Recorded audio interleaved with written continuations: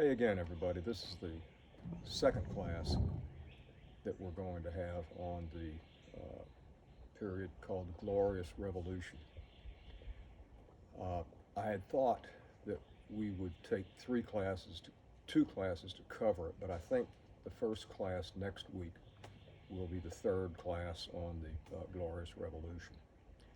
The Glorious Revolution has always been considered an individual striking event.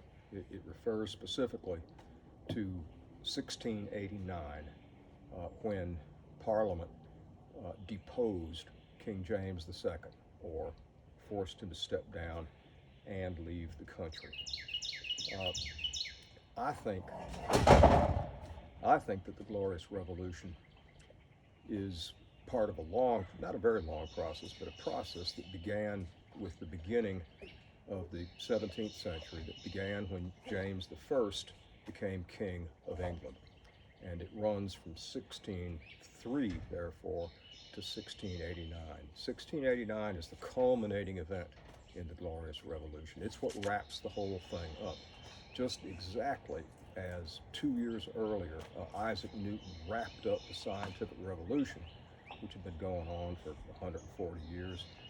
The Glorious Revolution in 1689 wrapped up the process by which the English monarchy becomes constitutional or limited, that ran from 1603 to 1689. This individual class, part two of the Glorious Revolution, I'm calling They Could Not Trust the King. It concerns the trial, the sentencing, and the death by beheading of King Charles II, who became king in 1625. It's the fourth trial that we've had in this course since the beginning. Each one of these trials has been dramatic, and primarily dramatic because the issues are so important. In each of these four trials, the defendant was found guilty, and in only one of these trials, was the defendant able to escape with his life. The first trial that we saw was the trial of Socrates in the 300s BC, found guilty. The second trial we looked at closely was the trial of Jesus in around 33, let's say, AD, found guilty, sentenced to death. The third trial was that of Galileo in 1635. He too was found guilty, but escaped with his life. If you call being sentenced to house arrest for the rest of your life escaping with your life, he did escape death by fire. And the fourth trial is that of King Charles I, which we're going to talk about today. It was crucially important in English history, maybe the most important event ever in English history, and certainly one of the most important events in American history, because the principles on which this trial was contested and won make it across 3,000 miles of Atlantic seawater and become part of American history. So let's go and see what all is involved here. 3 years into his reign, that would be 1628, Charles I found that Parliament had become a battleground. In Parliament, let's remind ourselves what Parliament is. Parliament is the representative body of the Kingdom of England. It's the oldest representative body in the Western world. Like our Congress, it was divided into two houses. An upper house, House of Lords, represented old land. The lower house, House of Commons, represented new money. And that's a tough combination, but there's more to it. There's more to it than that. Gradually, what is added to the mix was Puritanism, extreme Protestantism, which came to characterize many members of the lower house, the House of Commons, new money. So when you put all those things together, and they gradually did come together, well, not so gradually, they came together pretty quickly You have what the king is going to find out is a lethal combination. Parliament itself, not speaking of Puritanism, Parliament itself was opposed to the king on what we would call constitutional grounds. There was no constitution, no written constitution. But the opposition there was on constitutional grounds, where Parliament, or Parliament's lawyers, reaching way back to Magna Carta in 1215, believed that the King of England in 1625 was violating the basic principles of Magna Carta. And I urge you to go back in your notes. If I go back, we're going to run over. And a few things I like less doing than running over time. But go back and look at your notes for Magna Carta and see what the principles were involved there. They did not have the force of law, but Parliament's lawyers believed that they ought to have the force of law. There ought not to be taxation without representation. The king ought to be bound by the principle of habeas corpus. It's a short list, very basic list of what comes to be called the rights of Englishmen, and it's going to soon be called the rights of Americans as well.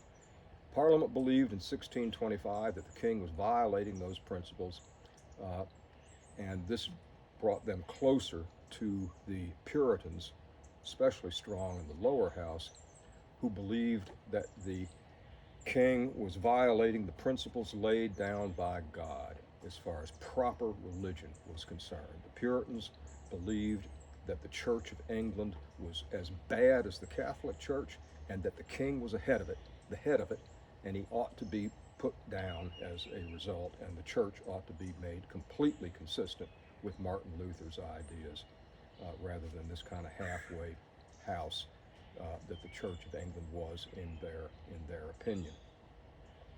Well, as Parliament, constitutional opposition, and Puritans, religious opposition, come together, the king finds that his hands are tied in Parliament. He cannot get particularly the money he needs without making concessions on those points to which the Puritans and other members of Parliament wanted him to concede on. And so, although he signed the Petition of Right, 1628, now the Petition of Right reiterates the principles of Magna Carta. Again, it's not a law, it's a petition. We are asking, Your Majesty, won't you please observe these principles? Just as at the beginning of James I's reign in 1603, the Puritans had requested the king to move forward faster with eliminating Catholic traces in the Church of England, particularly the governance of the church through bishops appointed by the king. And we know the king's four-word answer: no bishop equals no king. And so there's dead set opposition there. The king went on to say, you all will obey the law of this land or I'll drive you from it. We saw that many Puritans left the country and came to Massachusetts. Others remained in England and gradually built up their strength in Parliament. Parliament believed that it represented, well, let me put first things first. The king believed that he was God's representative, that he was God's lieutenant, and that he represented God's will. Parliament as a whole believed it represented, quote, the people, whatever that means. It certainly did not mean the broad mass of people who have no vote and are not represented in Parliament in any real sense. Remember, Parliament is old land, new money, not the broad mass of people. It's nowhere near a representative, nowhere near a democracy. That doesn't begin to happen until the 1800s, 250 years down the line. But Parliament did believe it represented, in a virtual sense, quote, the people. The Puritans believed one better. The Puritans believed we represent God's people. In fact, we are God's people. We are predestined to salvation. We are the elect, and we have a higher calling and responsibility than all the rest of y'all. The king, frustrated, signed the Petition of Right and then told Parliament to get out of town. The king had the right to suspend Parliament, and he did without Parliament altogether until 1643, ruling personally and singly without need of consulting or running anything through Parliament. And this lasted as long as the king's money lasted. When the king's money ran out in the early 1640s, he's got to come back to Parliament with his hat in his hand, so to speak, and ask for money to carry on with the very expensive foreign policy that he was conducting in Europe. And Parliament told the king there'll be no taxation without representation, and there'll be no taxation without our consent, and we don't give it because we don't trust you to abide by your word. And this led very quickly to the Civil War, the English Civil War. The forces opposed to the king, Parliament's forces, led chiefly by Oliver Cromwell, were called Roundheads. I'm not sure why. The king's supporters, led mostly by him, were called Cavaliers, a term that brings back war, brings back horsemanship and the knights and chivalry and so forth. We have the term in this country today. We have UVA, or the Cavaliers, University of Virginia, and of course the Cleveland Cavaliers. It recalls a kind of a swashbuckling image that university and that team found appealing.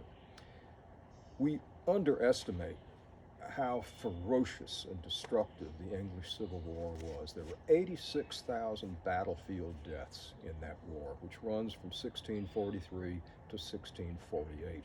5 years. There were 86,000 battlefield deaths in the war, and over 200,000 civilians died in the war. And I mention those figures because in a moment we'll see the king accused of being responsible for all of that blood shed. And I think it drives the point home if we know just exactly how much blood was shed and destruction was caused in this war. The king got off to a good start for 2 years, and things went steadily downhill in the military sense for him. And in 1648, he was taken prisoner, militarily defeated. He got his oldest son out of the country safely, but he was taken captive. There were many in Parliament who believed that it would now be possible to negotiate with him, but the hardliners in Parliament, whether they were Puritans or not, and there's getting to be very little difference now between between the lower house of Parliament and the Puritans, did not believe that negotiations would be fruitful in any way, and that in any event they could not trust the king, not after the bloodshed of the war. And so the decision was made, it was Oliver Cromwell's decision, to bring the king to trial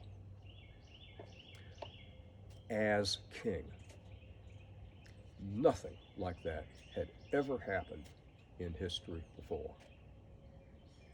Kings have been murdered, they've been assassinated, they've been deposed, but never while they were king, always after having been removed, whether with the force of law or mostly without the force of law. But Charles was brought to trial as King of England, and so monarchy is on trial as much as the king himself is on trial. Parliament brought 2 charges against the king. The first was tyranny. Tyranny means ruling absolutely without any limits on power.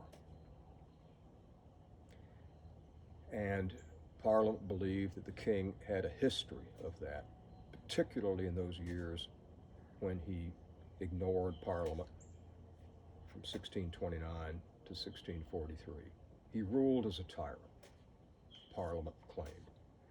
The second charge was treason, and this was a little more complicated.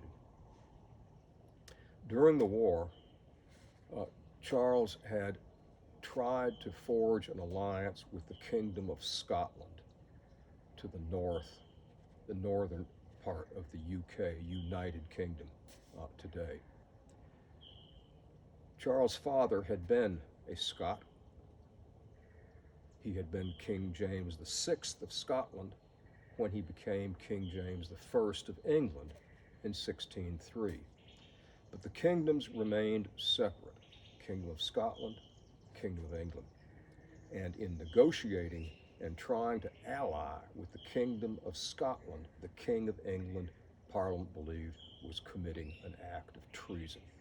And so those are the charges that the king faces, with the likely outcome, well, more than likely outcome of a guilty verdict, as we'll see. And beyond that, a strong likelihood, not inevitable, but a strong likelihood that he'll pay for it with his life.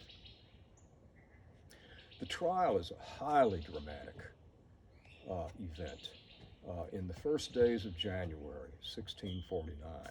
And I urge you to go to YouTube and type in the trial and execution of Charles I, and you'll see excerpts from a couple of movies that were made, good movies, in color movies, about the trial and the execution of the king, or at least movies in which the trial and the execution were included in the film. The actors are good. They know their history, and they don't get in the way of the drama. They let the drama speak for itself. And I urge you to take a look at those. The drama began right away. There are a couple of symbolic events, or we might say props, in the trial that influence the verdict in no way at all, but speak volumes about what is at stake here between two visions of truth, the king's and the Parliament. One of these props, you might say, is the king's hat. The king did everything he could to dress like a king. He'd been at war for 6 years and on the run for 3 of them. But he did everything possible to dress like a king, and his dress included a great broad-brimmed black hat. Looks like made out of velvet. You'll see it in the films. When the king came into the court, which is held in Whitehall Palace in today's downtown London, when he entered the court, he did not take his hat off. Kings don't take their hats off in any presence but God's. And that's Charles' frame of reference as far as this court and this trial is concerned. It has no standing, the court. It has no weight. It is there because Parliament had a better army, Oliver Cromwell's called the New Model Army. And the king did not believe that that constituted warrant enough for it to do something had not ever been done in history before, and that was to threaten the reign, let alone the reign, let alone the life of a ruling monarch. By contrast, when the king entered the court, the members of the parliamentary court, called the High Court of Justice, did not remove their hats.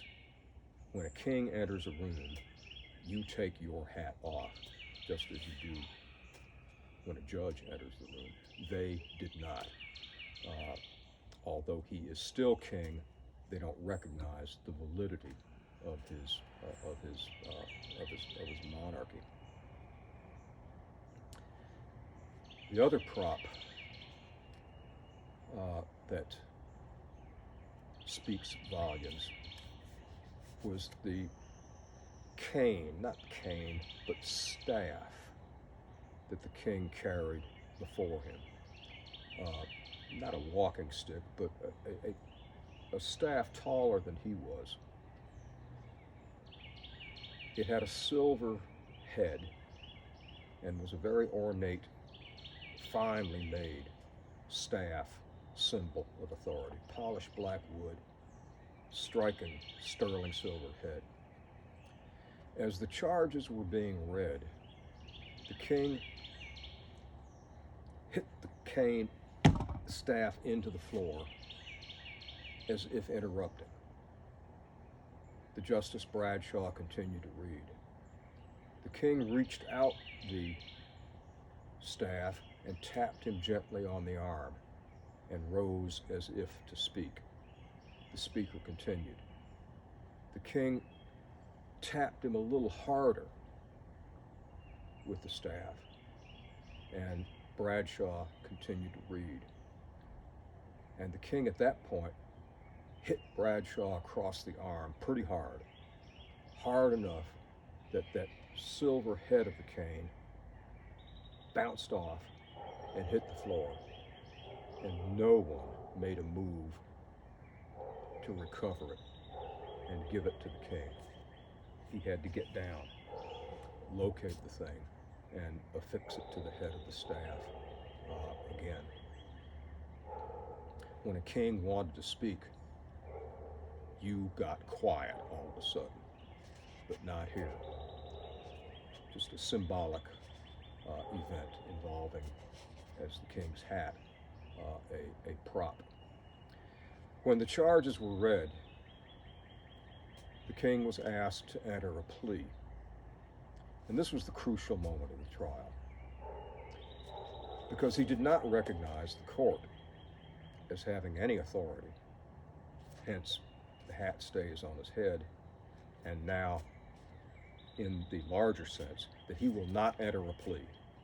To enter a plea is a plea. You're pleading. And to enter a plea is to recognize Parliament's authority to demand you to plea. And he will not do it. He gives as his reasons, before they cut him off, he gives as his reasons that the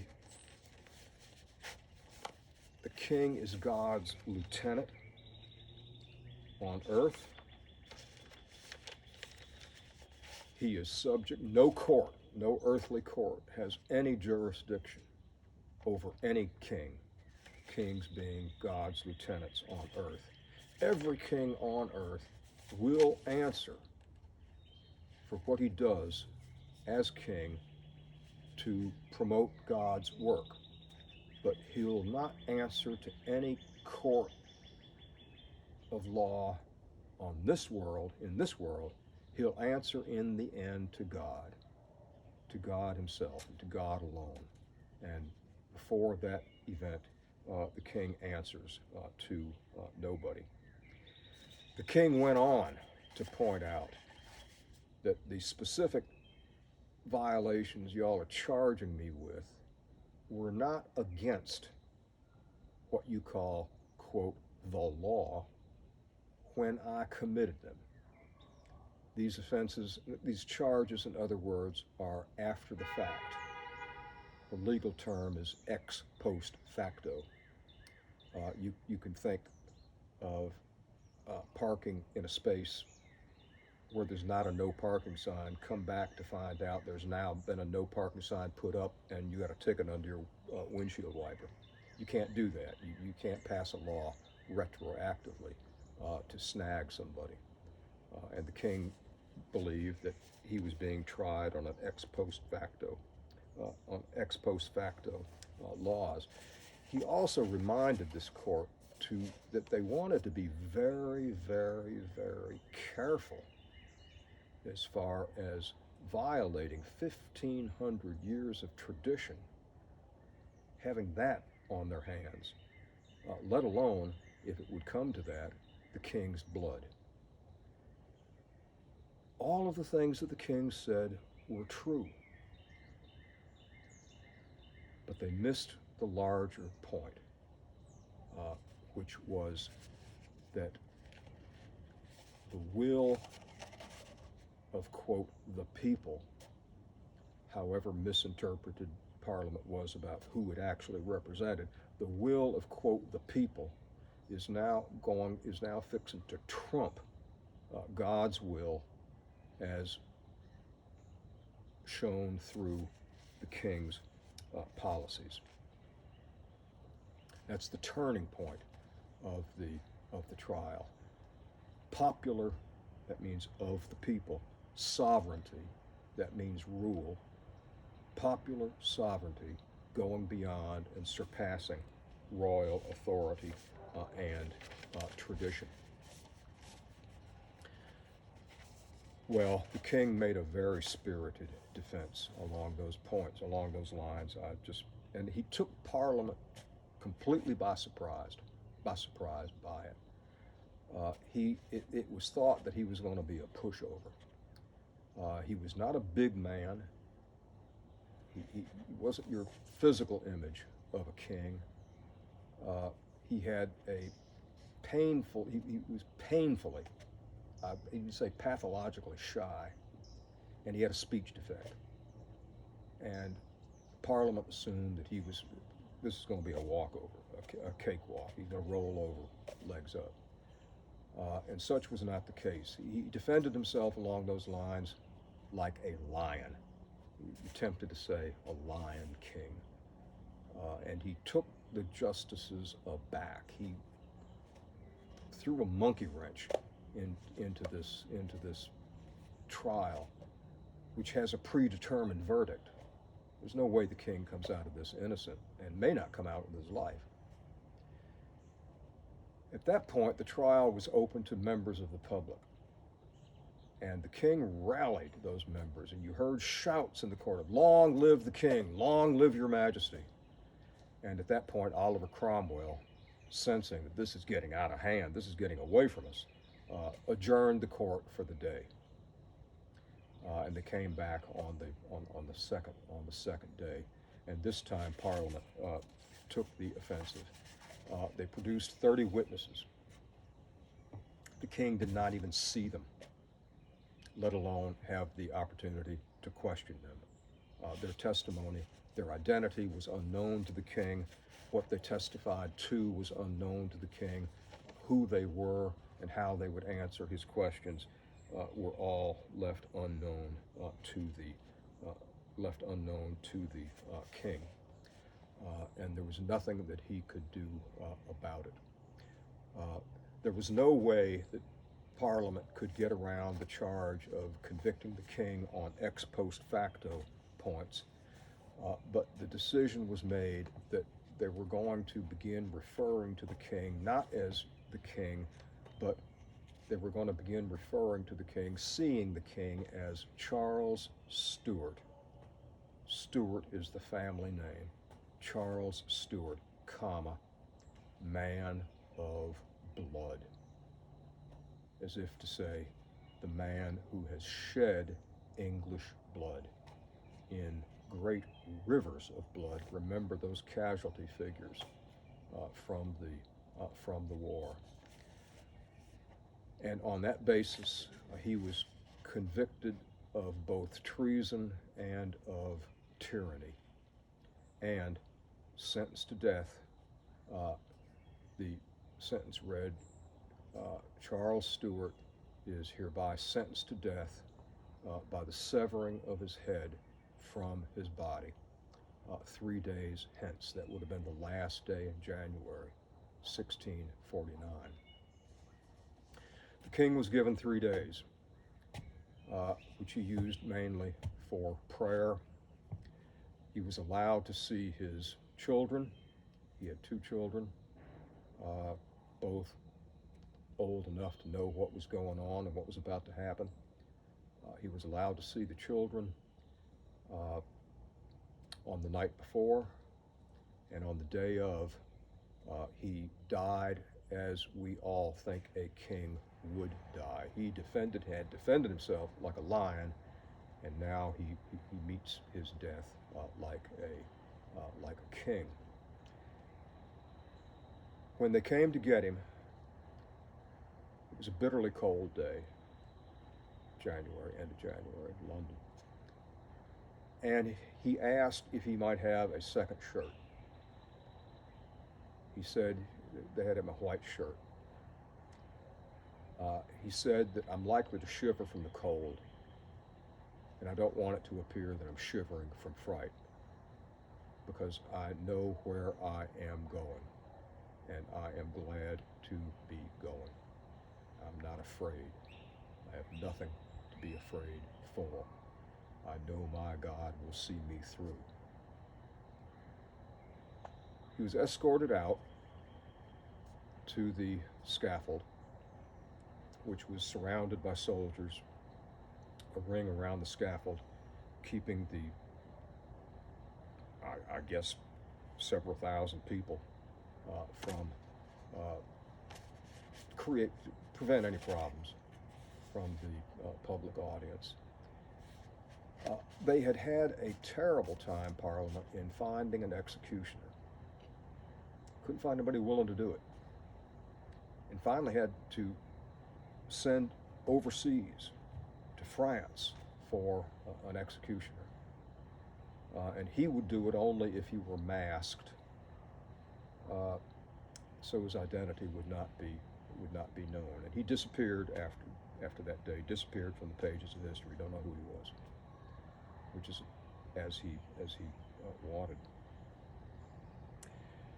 The king, as was usual in cases in death sentences like this, the king forgave the executioner for what he was about to do, told him that more importantly than my forgiveness is God's forgiveness, and you have that, I'm sure, as well. The king then asked him. The king had long hair, shoulder-length hair. The king asked him if his hair length would create any problems. Don't need to go into that any further. And the executioner said that it might be better. It might be better if you were to wear this, and gave him a kind of little nightcap thing. And the executioner himself bound the king's hair up underneath it.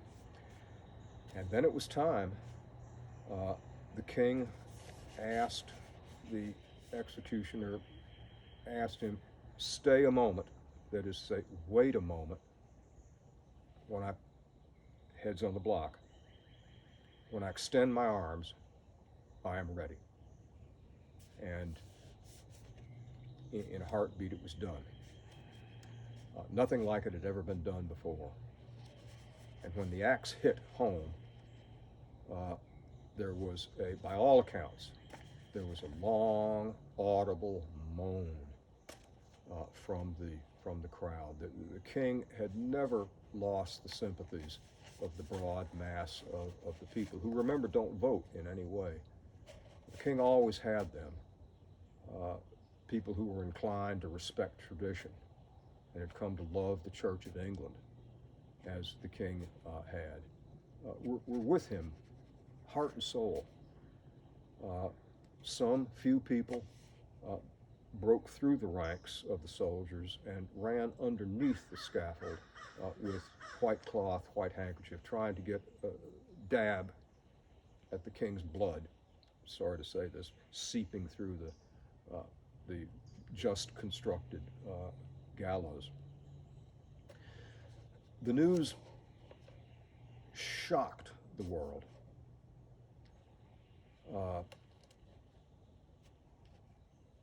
Much more so than anything from the scientific revolution. The broad mass of people believed what the divine right of, the theory of divine right of kings stood for, that kings ruled to do God's work and rule at his pleasure, and will answer to him in the end for how well he did perform his duties.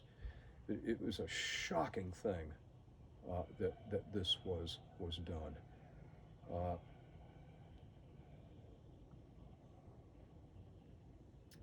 And there was really no other way there was really no other way to react to it. Parliament compounded the shock by, very soon after the execution, abolishing the monarchy altogether, going now to be no king. And England was then ruled by a military dictatorship, Cromwell's army, from 1650 to 1660. We'll see next time that as far as the broad mass of people were concerned, 10 years of Puritan rule was more than enough. A little bit of Puritanism goes a long way, and 10 years was just about the exact time to bring it to an end. And in 1660, Parliament requested the late king's son to return as King Charles II. And this will begin the last chapter of the Glorious Revolution down to 1689. We're all set. We're good.